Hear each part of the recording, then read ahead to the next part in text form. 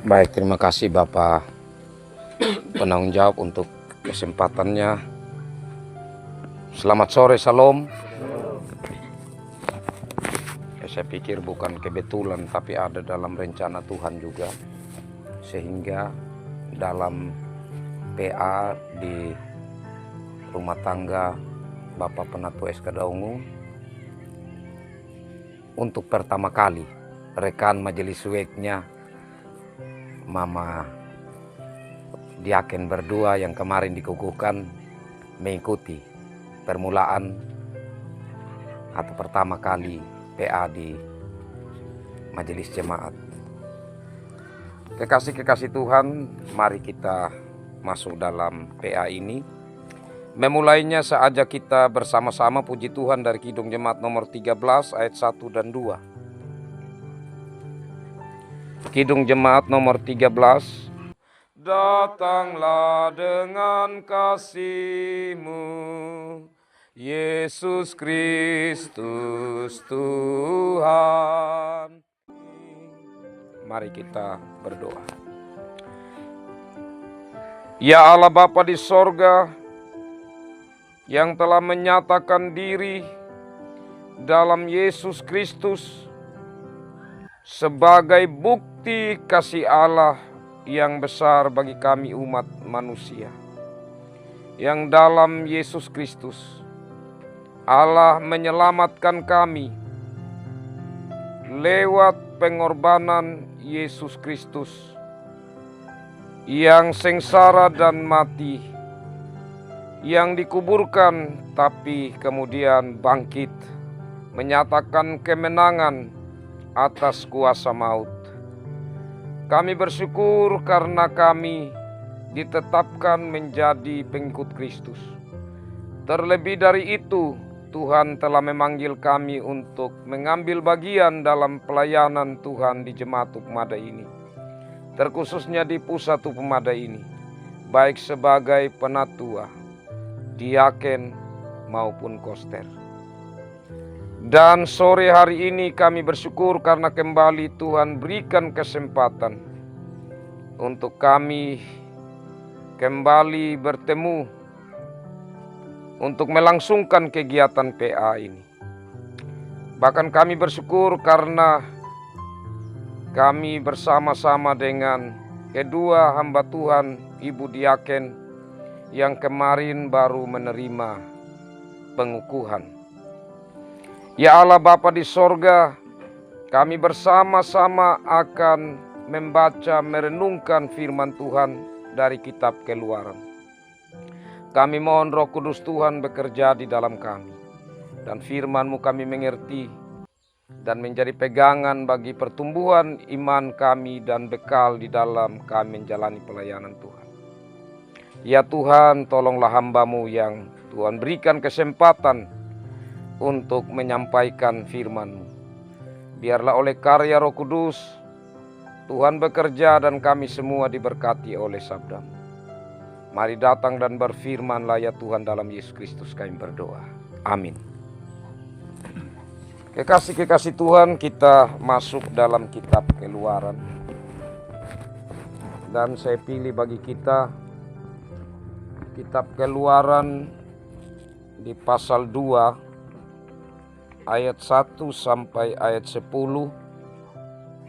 yang lebih khusus nanti kita bicarakan bersama sehubungan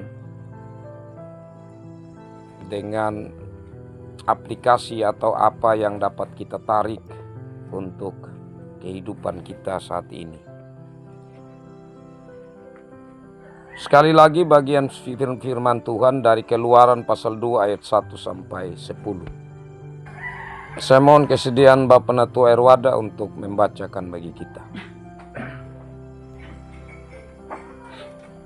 Musa lahir dan diselamatkan.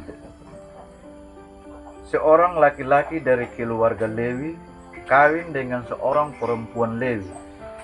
Lalu mengandunglah ia dan melahirkan seorang anak laki-laki. Ketika dilihatnya bahwa anak itu cantik, disembunyikannya 3 bulan lamanya. tetapi ia tidak dapat menyembunyikannya lebih lama lagi. Sebab itu diambilnya sebuah peti pandan, dipakalnya dengan gala-gala dan ter.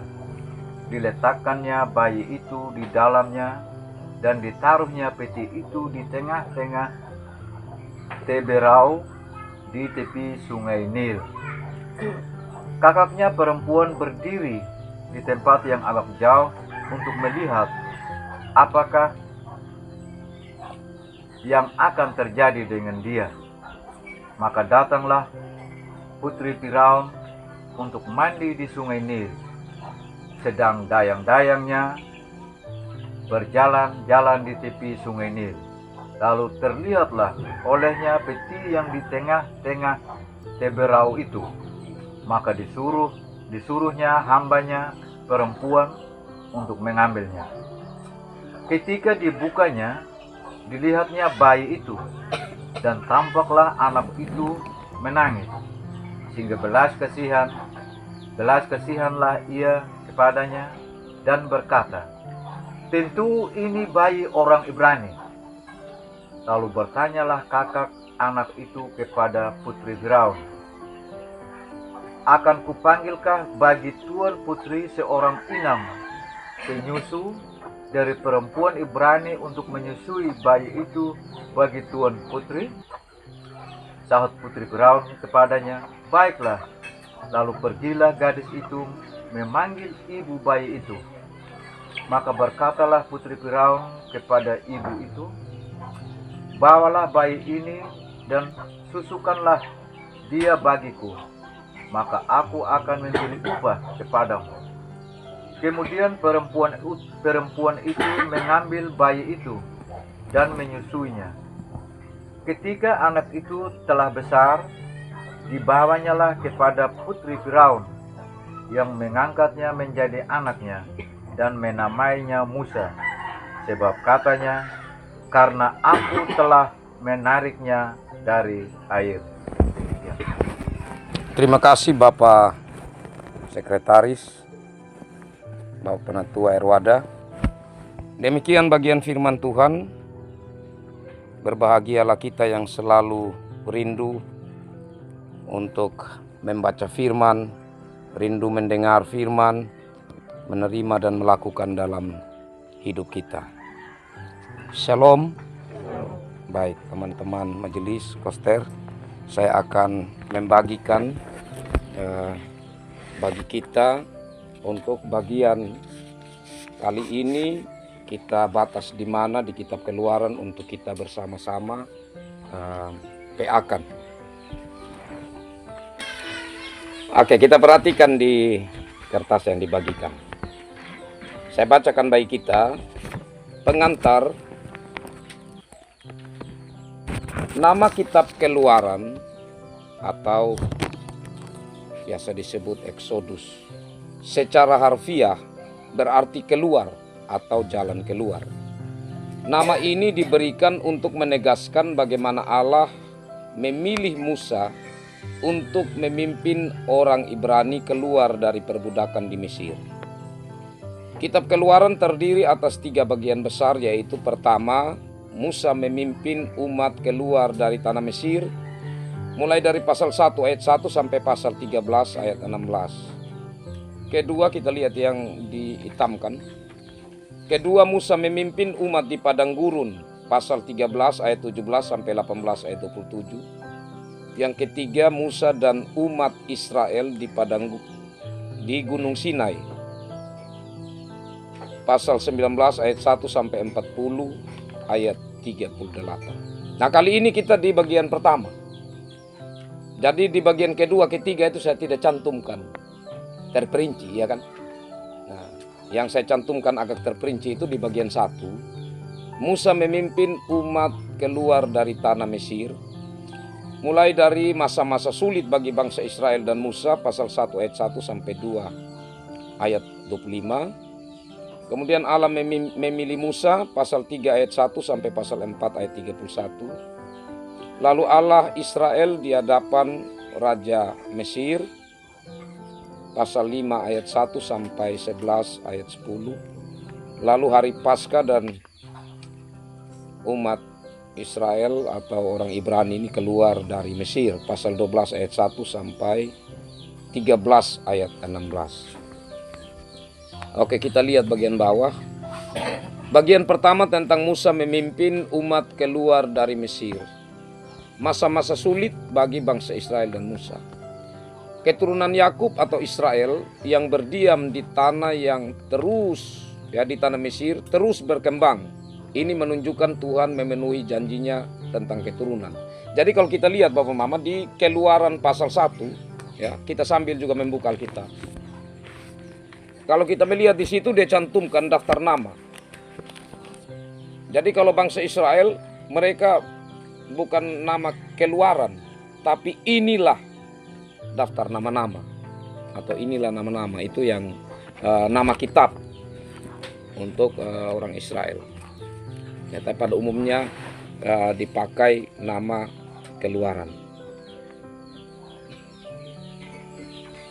Selanjutnya kita lihat kembali kertas. Banyak orang Ibrani di Mesir menjadi ancaman Firaun yang baru, Firaun yang baru yang tidak mengenal Yusuf. Sehingga bangsa Israel ditindas dengan kerja paksa. Bangsa Israel dipaksa bekerja membangun kota-kota perbekalan, yakni Pitom dan Ramses. Ternyata penindasan itu tidak mempengaruhi bertambahnya keturunan Yakub. Hal ini membuat Raja Firaun memerintah para bidan, yakni Sifra dan Pua, untuk membantu persalinan para perempuan Ibrani dan membunuh bayi yang berjenis kelamin laki-laki. Jadi waktu itu Firaun memerintah karena melihat sudah mulai bertambah banyak. Jangan sampai ini bangsa nanti dong lawan kita, baru dorang keluar dari atau pergi dari negeri ini. Kalau begitu kita harus buat mereka ini supaya tidak cepat berkembang begitu. Karena itu ditindas dengan begitu rupa. Tetapi makin ditindas justru semakin bangsa ini terus berkembang. Akhirnya Firaun memerintah 2 orang bidan khusus untuk membantu persalinan. Jadi kelihatan seperti baik kalimat ini. Membantu perempuan Ibrani untuk bersalin. Padahal di balik itu perintah Firaun itu supaya kalau lihat itu anak laki yang lahir maka bunuh mereka. Tetapi Allah menolong. Kita melihat selanjutnya. Allah memakai bidan Mesir. Dalam hal ini Sifra dan Pua tadi untuk menjalankan rencana Tuhan. Jadi mereka menjadi takut akan Allah. Termasuk putri Firaun sendiri. Nah, ini apa maksudnya di sini? Lewat Sungai Nil dan para perempuan, Allah sedang mempermalukan Raja Firaun. Tapi oke, sebentar baru kita lihat di dalam bagian Keluaran pasal 2. Saya lanjut dulu. Kisah Musa sampai melarikan diri ke tanah Midian membawa Musa pada peristiwa penting, yakni dipanggil dan diutus oleh Tuhan. Kita ingat waktu Musa sedang menggembalakan kambing domba mertuanya Yitro. Tiba-tiba ia melihat semak yang terbakar. Tetapi tidak ada asap, artinya itu tidak terbakar. Tapi di situ ada nyala api. Dan dia mendekat, ternyata Tuhan bilang, jangan engkau datang dekat di sini. Kalau mau datang dekat, tanggalkan dulu kasut. Karena tempat ini kudus. Dan dalam peristiwa bertemu dengan semak itu dan suara itu, ternyata itu adalah Tuhan. Dan Tuhan menyatakan siapa dia, apa yang Tuhan mau untuk Musa ini lakukan. Kita lihat kembali dalam bacaan ini. Musa banyak berdalih saat Tuhan mau memakainya. Tapi Tuhan meyakinkan Musa dengan kuasa Jadi ada tanda yang Tuhan minta Musa lakukan, seperti kasih masuk tangan dalam baju, tiba-tiba dia kasih keluar begini sudah kusta. Kasih masuk kembali lagi, kasih keluar sudah kembali seperti biasa. Jadi seperti tanda itu. Dan kemudian juga alasan Musa, saya tidak bisa bicara. Tuhan tahu itu. Dan Tuhan memberi teman yang mendampinginya, dalam hal ini kakak sendiri dari Musa, yaitu Harun. Hal ini memberi kita pengajaran bahwa Allah memilih seseorang untuk menjadi bagian dalam rencananya. Hal itu tidak bergantung pada kemampuan seseorang, melainkan bergantung pada kedaulatan Allah. Allah punya banyak cara untuk mewujudkan rencananya. saat ia mau memakai seseorang, meskipun orang itu berkali-kali menolak untuk dipakainya. Allah juga ingin kita menyadari kelemahan kita, karena dengan demikian kita menjadi lebih mengerti makna bekerja sama dalam satu tim atau satu persekutuan. Jadi ada hal positif dari Musa, bilang saya tidak bisa bicara. Itu dia menyadari bahwa dia punya kelemahan. Dan di saat Tuhan menempatkan Harun, maka di situ ada kerjasama. Jadi ada hal positif yang kita dapat lihat dari itu. Selanjutnya perjalanan Musa kembali ke Mesir. Tuhan berfirman bahwa hati Firaun akan dikeraskan. Jadi sebelum Musa kembali, dalam artian kan tadi dia lari ya, setelah dia membunuh orang Mesir yang memukul saudara orang Ibrani, ya dia lari kan. Nah sekarang dia diutus Tuhan, jadi istilah di sini dia kembali ke Mesir. Tuhan berfirman bahwa hati Firaun akan dikeraskan. Jadi sebelum Musa sampai di sana, Tuhan sudah sampaikan memang bahwa nanti hati Firaun itu akan dikeraskan. Permintaan yang harus disampaikan Musa kepada Firaun adalah membiarkan anak-anak Tuhan pergi beribadah kepada Tuhan. Bila tidak diizinkan, maka Tuhan akan membunuh anak sulung Firaun. Jadi Tuhan sudah sampaikan memang untuk nanti kalau sampai di sana, apa yang harus dibicarakan kepada Firaun. Bahkan di sini Tuhan langsung menyampaikan ancaman yang harus disampaikan Musa kepada Firaun tentang apa yang Tuhan mau jalankan. Tuhan juga berfirman kepada Harun untuk pergi menemui Musa dan bersama Musa menyampaikan firman Tuhan. Pertama-tama kepada bangsa Israel untuk meyakinkan mereka tentang rencana Allah bagi mereka. Selanjutnya Musa dan Harun menghadap Firaun. Firaun menolak membiarkan bangsa Israel pergi karena ia tidak mengenal siapa Tuhan. Jadi waktu Musa dan Harun mengatakan, kami mau minta izin begitu ya, biarkan bangsa ini pergi untuk beribadah kepada Tuhan. Firaun bilang, siapa itu Tuhan? Saya tidak kenal gitu. Ya. Jadi dia tidak kasih izin.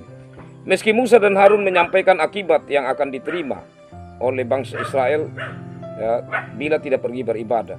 Jadi sampai Musa dan Harun bilang, wih, kalau ini bangsa tidak dilepaskan pergi, mereka nanti akan kena penyakit. Jadi ini belum berbicara hukuman kepada Firaun yang tidak membiarkan, tapi Musa menyampaikan apa yang akan terjadi kepada bangsa Israel kalau mereka tidak dilepaskan. Maka bangsa itu akan menerima penyakit, akan menerima tulah begitu. Namun Firaun tidak mau melepaskan dengan alasan bangsa itu sedang diberi pekerjaan yang tidak boleh dilalaikan. Nah, sejak pertemuan itu Firaun bertambah ganas ya. Firaun semakin menindas orang Ibrani dengan tambahan pekerjaan dan target penyelesaian pekerjaan yang menyulitkan mereka. Hal ini membuat orang Ibrani menjadi benci kepada Musa dan Harun.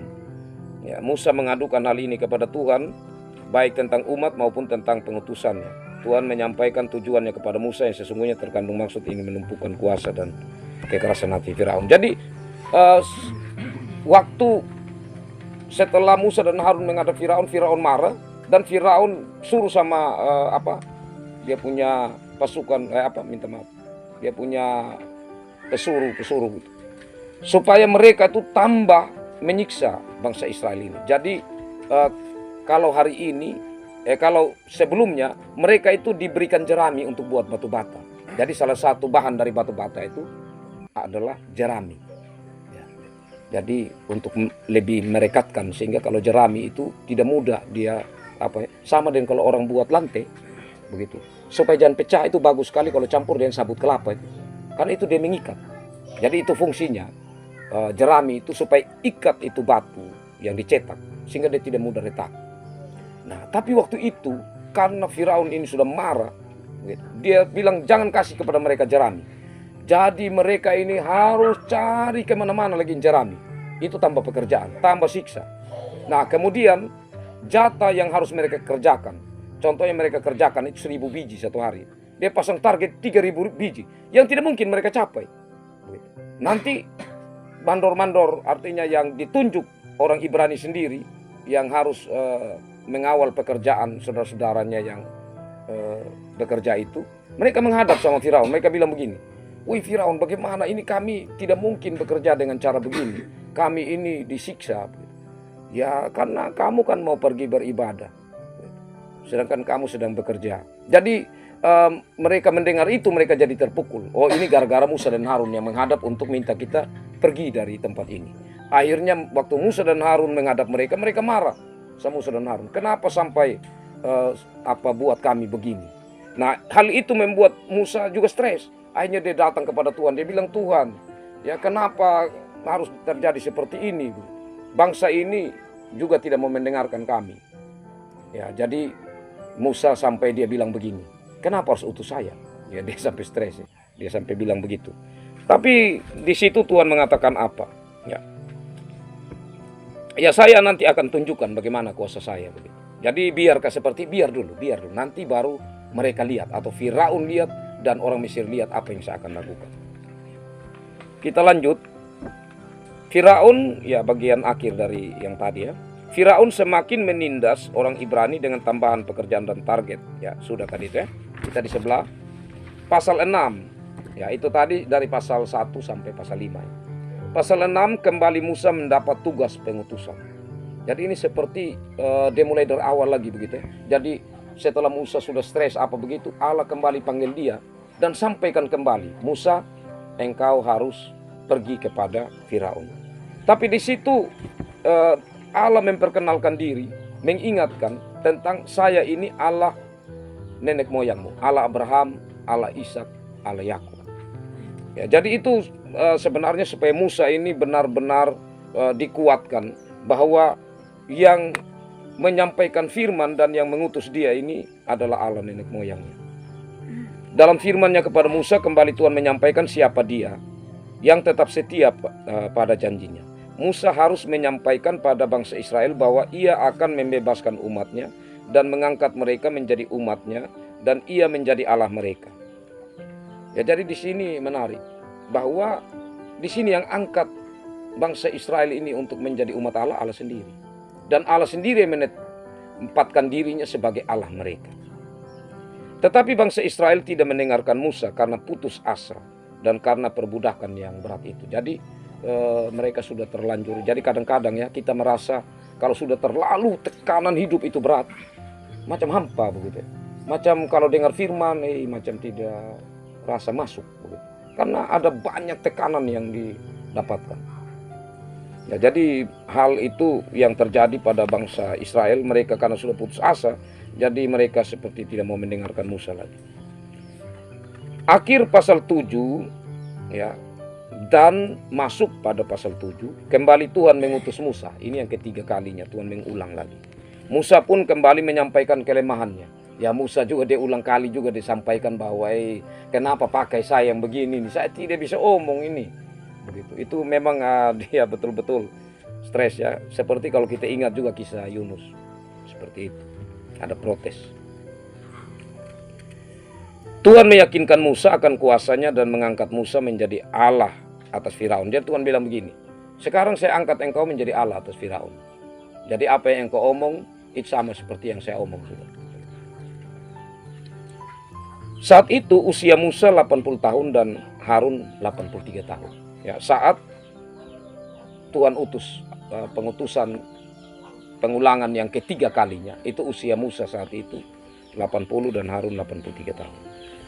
Ya, kemudian selanjutnya peristiwa tongkat yang dilemparkan Harun. Jadi waktu berhadapan kembali dengan Firaun, itu bukan Musa ya, tapi Harun yang lemparkan tongkat. Tapi kemudian saat tongkat itu dilemparkan dan jadi ular, tidak gentar ini Firaun. Dia panggil juga orang-orang berilmu dan ahli-ahli sihir orang Mesir. Dia bilang panggil mereka. Dan mereka tentu juga lempar tongkat, juga keluar ular. Tapi ular dari tongkat Harun itu makan semua ular-ular dari orang-orang berilmu dan ahli-ahli sihir itu. Ya, tapi melihat peristiwa itu Firaun tetap keras hati. Yang pada akhirnya ya Allah menyatakan kuasanya lewat 10 tula ya. Jadi kita lihat situ air menjadi darah atau air sungai Nil berubah menjadi darah. Ya. Pasal 7 ayat 14 sampai 24, katak atau kawanan katak di seluruh negeri Mesir, pasal 8 ayat 1 sampai 15. Ya, tulah nyamuk nyamuk menyelimuti semua manusia dan hewan, pasal 8 ayat 16 sampai 19. Lalat pikat, ya, yaitu kawanan lalat di mana-mana dan memenuhi rumah, pasal 8 ayat 20 sampai 24. Penyakit sampar pada ternak, jadi ternak orang Mesir karena tulah itu mati, ya, karena wabah sampar, pasal 9 ayat 1 sampai 7. Kemudian tulah bara atau bisul pada manusia dan hewan, pasal 9 ayat 8 sampai 12. Kemudian hujan es, ya, juga disertai kilat dan hujan itu menghancurkan panen, pasal 9 ayat 13 sampai 35. Ya, ini karena Mesir itu terkenal dengan pertaniannya, terkenal sekali. Tapi mereka sangat terpukul saat peristiwa tulah ketujuh itu. Kemudian 8 belalang perusak tanaman, melahap semua tumbuhan, ya, pasal 10 ayat 1 sampai 20. Gelap gulita yang meliputi seluruh negeri, pasal 10 ayat 21 sampai 29. Kemudian anak sulung mati, ya, kematian semua putra sulung Mesir termasuk putra sulung dari Firaun, dan juga hewan yang sulung itu mati, pasal 12 ayat 1 sampai 30. Nah, selanjutnya ketetapan tentang hari raya Paskah, pasal 12 ayat 1 sampai 28. Kemudian juga ayat 43 sampai 51 ini pengulangan lagi dari ketetapan tentang Paskah itu. Jadi pasal 12 ayat 1 sampai 28, 48 ayat sampai 51. Itu yang pertama tentang tanggal 10 di bulan Nisan, bulan pertama dalam sistem penanggalan Ibrani. Jadi kalau orang Ibrani, mereka 1 tahun itu kadang 13 bulan, tapi pada umumnya 12 bulan. Dan bulan pertama atau bulan Abib atau bulan Nisan yang dikatakan di sini untuk memperingati Paskah itu, mereka bulan pertamanya itu antara Maret sampai April. Sedangkan ada lagi bulan, kalau bulan Desember, Januari itu saya lupa, Tebet atau apa gitu. Kemudian kalau bulan Januari ke Februari itu bulan 11. Jadi kalau tadi Desember sampai antara Desember Januari itu bulan 10. Sedangkan antara Januari dengan Februari itu bulan 11. Kalau dalam penanggalan dulu umat Ibrani. Jadi untuk memahami, oh benar sudah ya. Berarti kita itu pasti itu kalau Jumat Agung Paskah itu antara Maret April. Karena dihitung dari sini. Jadi hubungan antara Paskah yang dilakukan saat ini tidak terlepas dari pasca keluarnya bangsa Israel dari Mesir itu pada awal tahun yang dinamakan bulan Nisan atau bulan Abib. Nanti kalau kita baca kitab Keluaran kita akan lihat itu tentang bulan Abib atau bulan Nisan ini.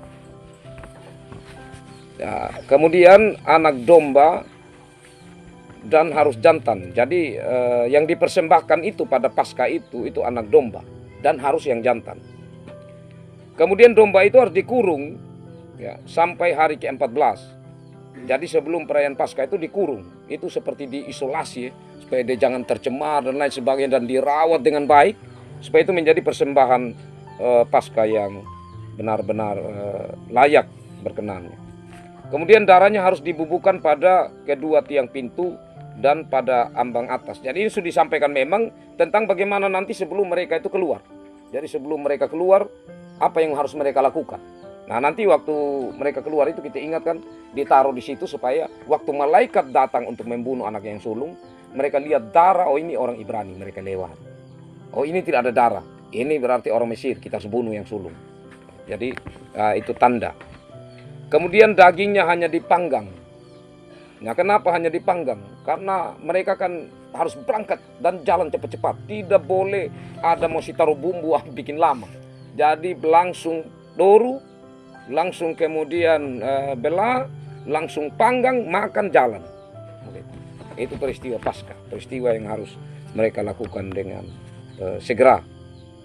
Kemudian makan roti tidak beragi selama 7 hari. Nah, ini ketetapan untuk selanjutnya nanti. Memang waktu itu mereka keluar, mereka juga diminta untuk makan roti, tapi untuk hari itu. Mereka harus, apa maksudnya roti tidak beragi? Roti tidak beragi ini dama gitu. Dama waingu, bukan dama ya. Dama waingu bibit roti. Jadi roti tidak beragin, roti yang tidak dipakai bibit untuk dia bisa berkembang, dia bisa membesar begitu. Jadi dia tipis saja. Nah memang kadang mereka taruh garam juga, tapi kadang kebiasaannya tidak taruh garam. Jadi tidak beragin, maksudnya yang tidak fermentasi, tidak apa, dia tidak melewati proses untuk dia mengembang. Jadi dia lebih sederhana begitu. Itu maksudnya roti tidak beragin. Dan nanti kita ketemu di Perjanjian Baru, ternyata ini juga dipakaikan tentang roti ini dalam lambang orang-orang yang Farisi. Selanjutnya mengadakan pertemuan kudus pada hari pertama dan hari ketujuh. Jadi untuk menjadi peringatan, ya. Jadi pada saat mereka akan merayakan Paskah ke depan, mereka ingat bahwa mereka harus mengadakan pertemuan ibadah, ya. Mereka harus lakukan ibadah pada hari pertama dan hari ketujuh. Kalau kita di sini kan ibadah apa namanya? Advent, Minggu Sengsara kan? Pakai minggu, dari minggu pertama sampai minggu ketujuh. Kemudian pada hari itu tidak boleh melakukan pekerjaan apapun kecuali menyiapkan makan. Jadi selama 7 hari itu tidak boleh ada buat apa-apa selain untuk siap makan minum. Berarti sebelumnya mereka sudah harus persiapan memang kayu, makan minum apa semua, sehingga tidak keluar kemana-mana untuk melakukan aktivitas yang berat lagi. Yang kedelapan, yang boleh makan daging Paskah adalah mereka yang sudah disunat. Jadi itu macam kita perjamuan begitu, ya, yang sudah sidi begitu. Ya, jadi orang-orang yang waktu itu yang tinggal, yang seperti budak apa begitu ya, yang tinggal bersama-sama dengan orang Israel, maka mereka yang makan anak domba Paskah hanya mereka yang sudah disunat. Kalau mereka juga mau dilibatkan, maka harus disunat supaya baru bisa ada dalam kebersamaan itu. Kemudian 9, Paskah harus makan bersama dalam satu rumah. Ya, jadi ini seperti macam kita lakukan perjamuan, tapi perjamuan bukan di gedung ibadah, tapi di rumah-rumah begitu. Jadi ya seperti kalau kita ibadah sebentar malam ini, jadi masing-masing di rumah tangganya. Ketetapan tentang anak sulung dan hari raya roti tidak beragi, pasal 13 ayat 1 sampai 16. Anak sulung manusia dan hewan harus dikuduskan bagi Tuhan. Ia menjadi bagian Tuhan. Jadi maksudnya setiap anak sulung itu mereka itu sudah. Jadi contohnya kalau kita sekarang ya, jadi di gereja ada kerja apa itu anak sulung tidak boleh dikasih tinggal di rumah. Itu dia harus sudah. Begitu. Tapi ini maksudnya yang laki-laki ya. Anak sulung laki-laki itu dipersembahkan. Jadi dia sudah yang nanti akan bekerja di dalam bait suci atau di rumah Tuhan. Demikian pun milik Tuhan ya untuk hewan yang sulung. Gitu. Jadi kita ada persembahan apa ya namanya itu, hulu, hulu hasil. Hulu itu yang paling pertama begitu, hulu. Yang paling pertama itu sulung maksudnya. Kemudian melakukan ibadah mengingat hari pembebasannya. Oke, jadi ini untuk bagian pertama. Jadi dari pasal 1 sampai pasal 13. Untuk pertemuan kali ini ya bersyukur kita masuk dalam kitab Keluaran. Sekarang kita lihat bagian firman Tuhan tadi yang jadi bahan kita ya Bapak Maman, tentang Musa lahir dan diselamatkan. Ya. Jadi tadi saya katakan bahwa Firaun untuk menindas bangsa Israel ini salah satu selain kerja paksa, yaitu dia berupaya untuk membunuh dengan memakai bidan laki-laki yang lahir. Kalau anak laki lahir harus dibunuh. Ya, tetapi dan kemudian dibuang di Sungai Nil. Ya. Tapi kita melihat di sini ada hal yang luar biasa. Kenapa? Karena Tuhan menempatkan orang-orang yang tidak dianggap waktu itu ya, tidak dipandang bahwa mereka ini punya kekuatan gitu. Yang punya kekuatan waktu itu, punya kuasa, punya kemampuan dan suaranya didengar itu kaum laki-laki. Jadi tidak terlalu dipedulikan kaum perempuan. Tapi kenapa Allah pakai kaum perempuan? Yang pertama, justru Allah pakai bukan orang Ibrani, tapi Allah pakai orang Mesir, yaitu Sifra dan Puah. Mereka takut akan Allah. Allah pakai mereka. Nah, kemudian Allah pakai juga dalam bagian firman Tuhan tadi itu perempuan semua. Pertama adalah saudara dari Musa kan. Nah, saudara dari Musa yang lihat dari jauh tuh waktu peti pandan itu ditaruh di Sungai Nil. Kemudian juga muncul putri Firaun dan juga dayang-dayangnya, ini perempuan. Kemudian juga yang akan menyusui ya pasti harus perempuan. Tapi menariknya di sini kenapa Allah memakai itu? Ya, jadi ini satu sebenarnya ironi. Jadi di saat Firaun yang punya kekuatan besar, dia pakai kekuatannya sebagai laki-laki, tapi Allah pakai orang yang waktu itu kelihatannya lemah untuk mempermalukan Firaun itu. Jadi kita juga dapat lihat dalam firman-firman yang lain, ya, hikmat orang dipermalukan oleh orang-orang yang tidak berhikmat. Jadi Allah memakai, apalagi kalau putri Firaun, ini kan Firaun punya tita, ini siapa mau lawan, bisa bahaya kan, sulit untuk dilawan, itu cari mati. Tapi putrinya sendiri, luar biasa cara Allah mempermalukan Firaun. Jadi putrinya sendiri yang melawan perintahnya, di mana anak laki-laki yang harus dibunuh, tetapi justru malah putri Firaun angkat jadi anak. Wah, itu ceritanya sangat luar biasa. Ya, cerita sangat mempermalukan Firaun. Kemudian Firaun kan menyuruh untuk anak-anak itu dibuang di Sungai Nil. Ya. Anak-anak itu dibuang di Sungai Nil. Tapi apa? Allah menggunakan Sungai Nil itu untuk menyelamatkan Musa. Itu ironi ya, apa istilahnya begitu? Sangat mempermalukan begitu. Hal yang tidak dibayangkan oleh Firaun, tapi bahkan bangsa Israel pun kemudian saat mereka renungkan kemudian, maka itu hal yang sangat luar biasa. Kenapa Allah menggunakan cara itu? Nah, jadi apa yang terjadi, kita melihat di sini satu cara kerja Allah yang luar biasa. Nah, kemudian kalau kita memperhatikan cerita di kitab Keluaran ini, di situ menunjukkan tentang bagaimana Allah betul-betul menaklukkan ya, baik pemerintah maupun dewa-dewa yang dipercaya oleh orang Mesir. Nah, salah satunya tadi berbicara tentang anak sulung. Itu kalau di Mesir, anak sulung itu mereka pandang sebagai anak dewa.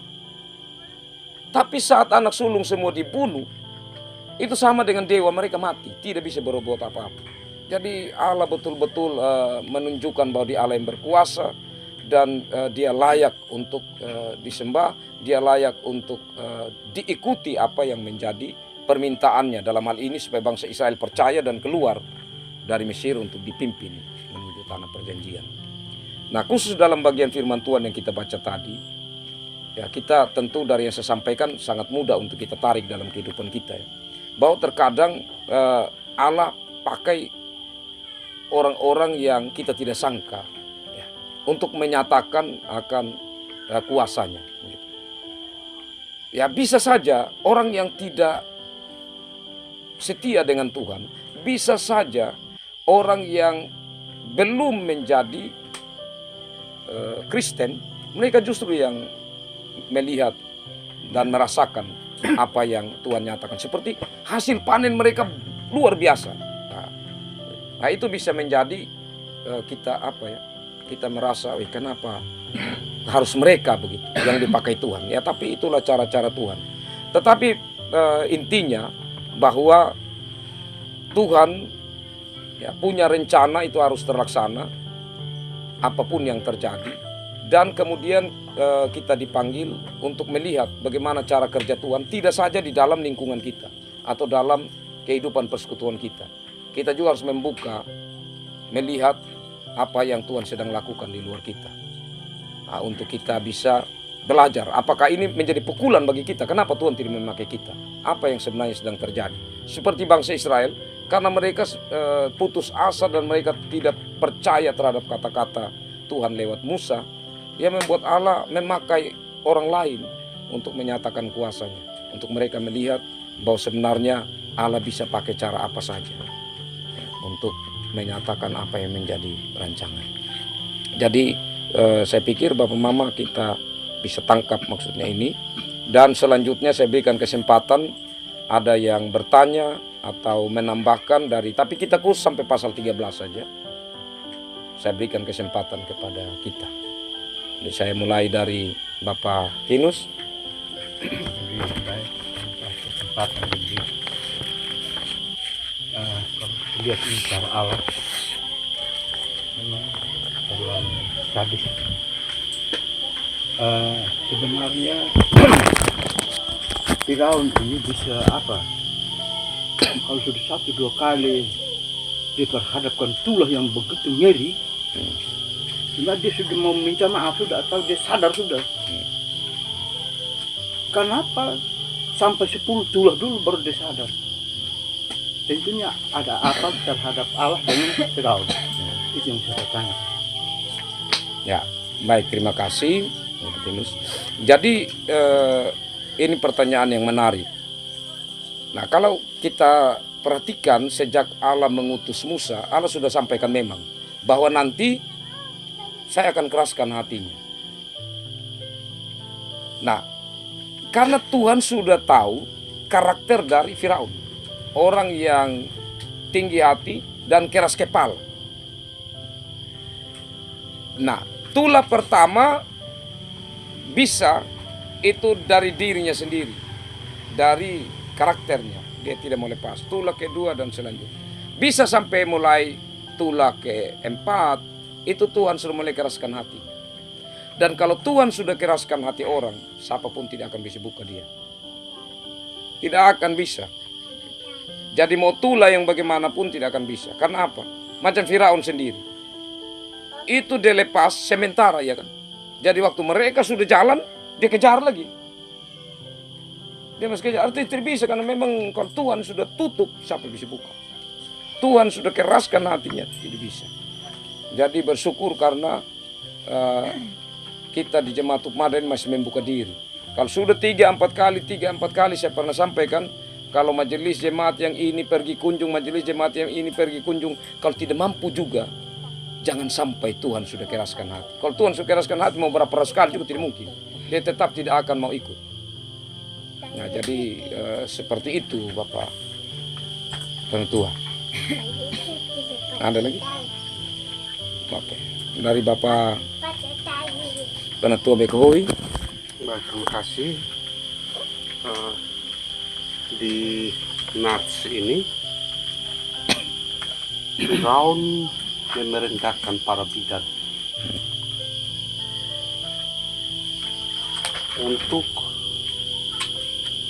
Menolong anak pesulingan. sulung, khususnya anak sulung laki-laki untuk dibunuh atau dibuang di sungai Nil. Pertanyaan saya, kenapa hanya anak sulung yang laki-laki itu yang dia benci ini Firaun untuk bidan-bidan ini bunuh? Apakah saat itu orang berani atau orang Israel yang ada tidak melahirkan anak perempuan sebagai anak sulung? Itu yang saya. Ya, baik, terima kasih. Jadi sebenarnya anak sulung, tapi juga selain anak sulung. Karena kalau kita baca di 16 pasal 1 ayat 16 ya. Coba kita lihat Pasal 1 ayat 16. apabila kamu menolong perempuan Ibrani pada waktu bersalin, kamu harus memperhatikan waktu anak itu lahir. Jika anak laki-laki, kamu harus membunuhnya. Tetapi jika anak perempuan, bolehlah ia hidup. Nah, kenapa? Karena begini, waktu itu tentu peran yang paling penting itu adalah laki-laki. Nah, jadi kalau sudah bunuh anak laki-laki, itu sama dengan menghapus bangsa. Jadi membunuh anak laki-laki sama dengan menghapus bangsa. Kenapa?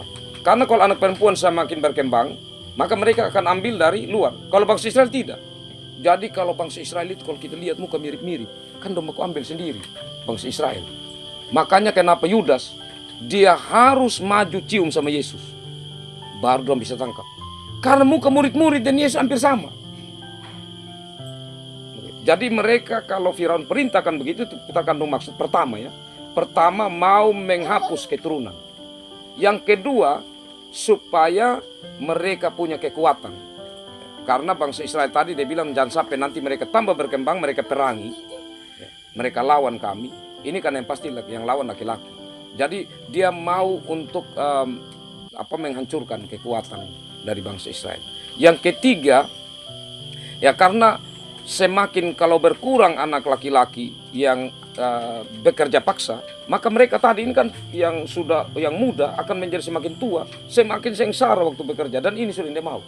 Mereka betul-betul merasa sengsara karena ditindas.